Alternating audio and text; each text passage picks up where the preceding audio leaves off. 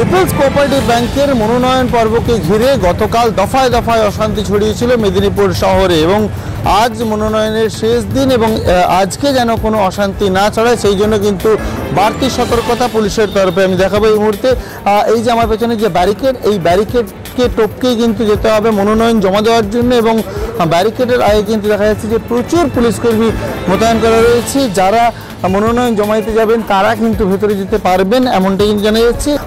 যারা প্রার্থী তারা কিন্তু ঠিক এই গেটেই মনোনয়ন জমা দিতে আসবেন। ফলে এই যে এলাকা, এই পুরো এলাকাকে কিন্তু একেবারে পুলিশি নিরাপত্তার চাদরে মুড়ে ফেলা হয়েছে এবং গতকালের মতো যে ঘটনা, সেই ঘটনার যেন পুনরাবৃত্তি না হয় মূলত সেটাই কিন্তু মাথায় রাখা হচ্ছে। যেখানে এই মনোনয়ন জমা দেওয়া হবে তার 100 মিটারের মধ্যে যেন কোনো জটলা তৈরি না হয় সে বিষয়টাও কিন্তু পুলিশের তরফ থেকে নজর রাখা হচ্ছে। এবার দিনভর চিত্রটা কী থাকে গ্রাউন্ড জিরো থেকে নজর রাখবো আমরা।